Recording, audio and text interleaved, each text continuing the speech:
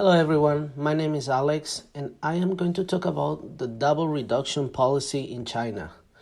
This policy has profoundly affected the way we teach and approach education in my school, and it has been a very big challenge. Most of teachers don't like it, but I am going to try to approach it from a neutral and fair point of view. Please feel free to make any comments and suggestions. The structure for this presentation is going to be as follows. I will first describe the policy, then I will discuss the historical and current perspectives on it. Why did China come up with this idea? And after that, I will discuss the strengths and weaknesses based on my experience and some experts' opinions. And finally, we will take a good part of this presentation to show how does it affect schools. I will use a couple of examples from my personal experience as well. Let's start. This policy basically means that China intends to reduce the amount of academic pressure on students. This is intended to be done by giving them less homework and reduce the after-school activities that China has been very popular for. The government say it is intended to ease parents' anxiety and students' pressure. Let's consider these 5 points in order to try to understand the policy. Number 1, China is limiting foreign investment in education. Number 2 is forcing private tutoring companies to transition to non-profit. Number 3 is setting time limits for homework. Number 4 is trying to reduce the amount of exams. And number 5 is trying to abolish formal students' rankings based on their test results. The government has announced 3 points to the public. Number 1, they want people to understand that they need to adhere to public welfare attributes of education. They are trying to make education not a luxury. And the second point is they are trying to correct the educational perspective. So they are trying to ease the anxiety of families trying to let their kids learn ahead of time.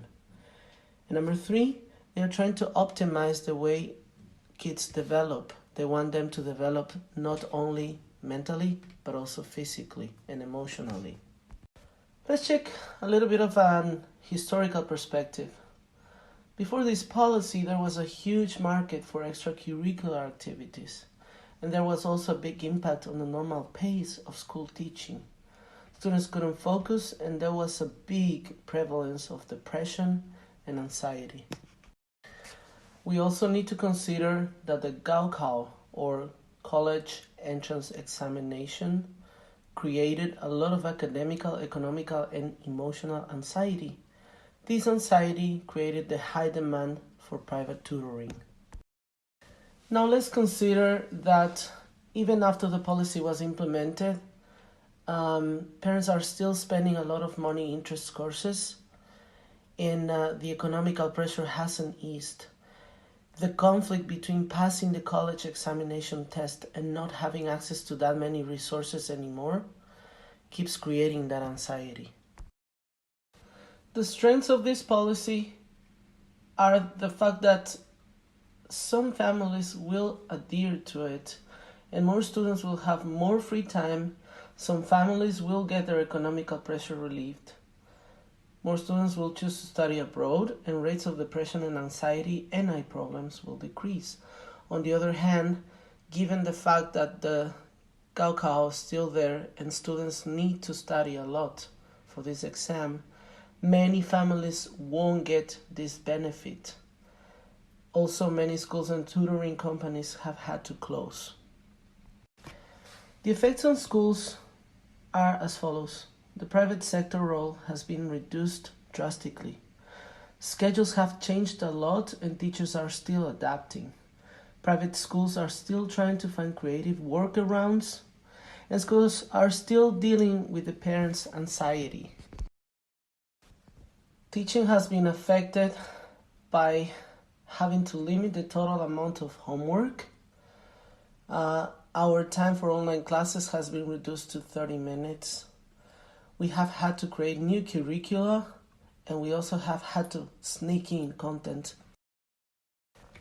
Alright guys, we finally made it. My personal conclusion here is that double reduction policy has many flaws and it came as a surprise. The whole education system has to adapt now, and we are working hard to make it possible. But it is important that there can be changes in college education system as well, so the anxiety from parents and students can really be eased. Thanks for listening and arriving to the end of this presentation. Please remember that no matter which policies are in play, our students' well-being is a top priority. See you next time.